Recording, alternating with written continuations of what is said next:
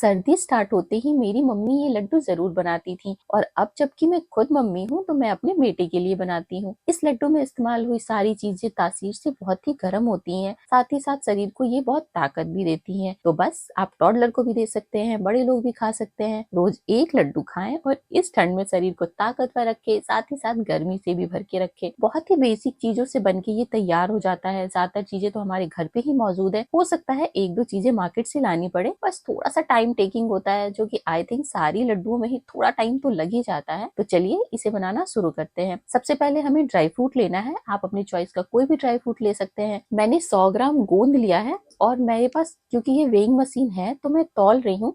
अगर आपके पास नहीं है तो मैं आपके लिए ये साथ के साथ कप में मेजर कर रही हूँ। तो मैंने 100 ग्राम काजू, बादाम और अखरोट लिया है। कप में ये ऑलमोस्ट 3/4 से लेके 1 कप तक हो रहे हैं। तो आप किसी भी कटोरी से गोंद जितना हो रहा है ना, तो आप मेजर कर सकते हैं। साथ ही जो ड्राई फ्रूट आपको ज्यादा पसंद है वो आप ज्यादा ले सकते हैं, कोई कम पसंद है वो कम कर सकते हैं। अगर आप और भी ड्राई फ्रूट्स मिलाना चाहें जैसे कि मखाने हो गए, पिस्ता हो गया, वो भी आप मिला सकते हैं। मैंने बादाम, अखरोट और काजू लिया है। अब हमें घी को गर्म करना है। मैं तो ये घर का घी इस्तेमाल कर रही हूँ जो मैंने कुछ दिन पहले ही निकाला था। घी गर्म करेंगे और उसमें ड्राई फ्रूट को डाल के हमें सुनहरा होने तक मीडियम फ्लेम पर तल लेना है। जैसे ये काजू के ऊपर अच्छा सा गोल्डन कलर आ गया है ना, ऐसे ही करके हम काजू तल लेंगे, बादाम तल लेंगे और अखरोट तल लेंगे। बहुत डार्क नहीं करना है, हल्का सुनहरा कर देना है और फिर इन्हें कम्प्लीटली ठंडा होने के लिए रख देना है। अब क्या है, हम घी को गरम करेंगे और उसमें गोंद को तल लेंगे। सारे गोंद को एक साथ नहीं डाले, अदरवाइज वो कच्चा रह जाएगा। अच्छे से गरम घी को मीडियम फ्लेम पे करें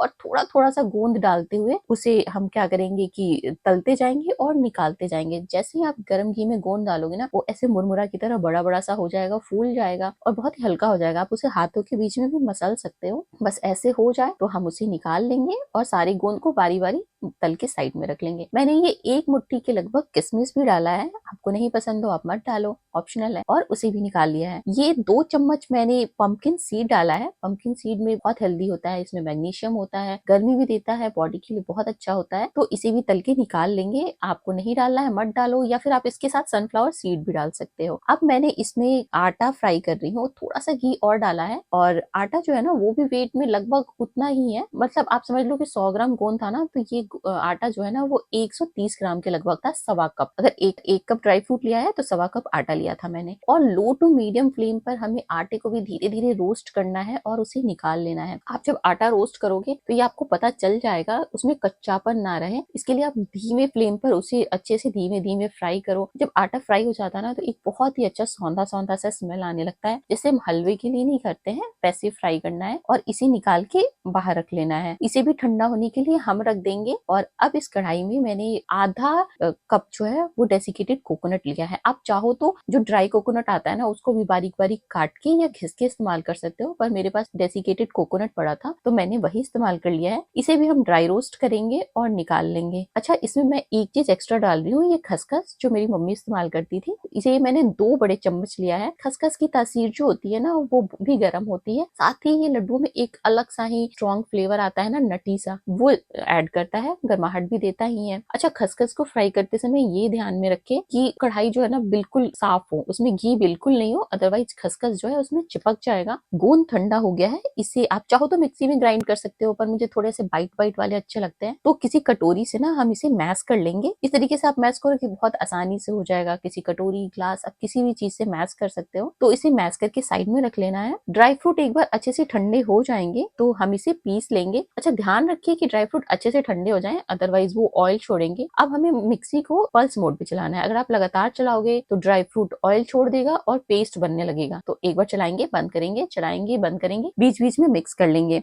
हमें इस तरीके का दरदरा पाउडर चाहिए ताकि थोड़ा सा पाउडर बन जाए, थोड़े से खड़े रह जाए। अगर जो बड़े बड़े बहुत बड़े बड़े टुकड़े हैं उनको चाकू से हम छोटा छोटा काट लेंगे। अगर आपको मुंह में बाइट आना पसंद नहीं है, जैसे मेरा बेटा नहीं खाना चाहता है, तो उसके लिए तो मैं पूरा पाउडर बना के अलग से लड्डू बनाती हूँ। ये मेरे और मेरे हस्बैंड के लिए है। तो आप चाहो तो पूरा पाउडर भी डाल सकते हो, पर इस तरीके से थोड़े बाइट वाले ना देखने में भी अच्छे लगते हैं, खाने में भी अच्छे लगते हैं। साथ में हम इलायची का थोड़ा सा निकाल के उसका पाउडर बना लेंगे। अगर आपके पास रेडीमेड इलायची का पाउडर है तो वो भी इस्तेमाल कर सकते हैं। अब सारी चीजों को मिक्स कर देना है एक साथ। जो भी हमने आटा, ड्राई फ्रूट्स, जो भी डेसिकेटेड कोकोनट सब ले लेंगे, साथ में इसमें किशमिश भी डालेंगे, इलायची का पाउडर डालेंगे और अब सारी चीजों को हम अच्छे तरीके से मिक्स कर देंगे ताकि सब कुछ एक साथ अच्छे तरीके से हो जाए। आप स्पून से कर लो, मैं तो हाथों से कर रही हूँ, ताकि क्या है ना, आटा थोड़ा सा ऐसे चिपका चिपका सा होता है ना, घी हम ज्यादा उसमें डालते हैं तो। अच्छा, इस पूरी प्रोसेस में ना ऑलमोस्ट 1 कप के लगभग घी लगा है, क्योंकि बाकी सारी चीजों में तो आप कम डाल सकते हो। गोंद जो होता है ना वो काफी सारा घी सोखता है, कम घी में बनाओगे तो वो पकेगा नहीं, तो गोंद के लिए तो घी लगता है। तो ऑलमोस्ट 1 कप घी तो इसमें लग गया है, जिस कप से मैंने मेजर किया था उतना। मैं इस रेसिपी में ना गुड़ का पाउडर इस्तेमाल कर रही हूँ। आप चीनी भी डाल सकते हो, पर मैं गुड़ डाल रही हूँ क्योंकि मेरा बेटा भी तो खाएगा ना। इसके लिए हमने लगभग 300 ग्राम गुड़ लिया है। आप अगर आपके पास वो ठोस वाला गुड़ है तो उसे घिस ले। अगर आप चीनी ही डालना चाहते हो तो चीनी भी डाल सकते हो। अब कढ़ाई में गुड़ डालेंगे और उसमें 2 छोटे चम्मच घी भी डालेंगे। अब लो फ्लेम पे ना हमें गुड़ को लगातार ऐसे चलाते हुए पिघला लेना है। हमें कोई चाशनी नहीं बनानी है कि 1 तार 2 तार, कुछ नहीं, बस गुड़ को मेल्ट करना है। यह गुड़ बहुत टाइम ले रहा था मेल्ट होने में, तो मैंने थोड़ा सा पानी डाला है, लगभग 2 चम्मच के लिए, ताकि गुड़ को पिघलने में आसानी हो। और इसे मिक्स करते हुए हम पिघला लेंगे। गुड़ को सिर्फ मेल्ट करना है, ठीक है। और जब ये एक बार बन जाए तो मैंने फ्लेम को हाई कर दिया है, और क्योंकि अब मैं इसे बंद करने वाली हूँ। वैसे आप पूरा प्रोसेस लो फ्लेम पे ही करें, वरना क्योंकि गुड़ बहुत ज्यादा भी पक गया ना तो कड़क हो जाएगा और फिर लड्डू आपके टाइट बनेंगे। तो बस हम गुड़ को पिघला लेंगे और उसे सीधे जो हमने मिक्सर बना के रखा हुआ है, आटे, ड्राई फ्रूट्स, उसके ऊपर डाल देंगे। आप किसी की हेल्प भी ले सकते हो अगर आपसे अकेले नहीं हो पा रहा है तो। या मैं थोड़ा ही बना रही थी तो मेरे से खुद से ही हो गया। अब सब कुछ को हम अच्छे से मिक्स कर देंगे। ये क्योंकि बहुत गर्म है तो इसे हम स्पैचुला से मिक्स करेंगे और इसे थोड़ा सा ठंडा हो जाने देंगे। बहुत ठंडा नहीं, वरना लड्डू नहीं बनेंगे। थोड़ा ठंडा होने देंगे ताकि आप इसे हाथों में ले सके। वो गुनगुना जिसे बोलते हैं ना,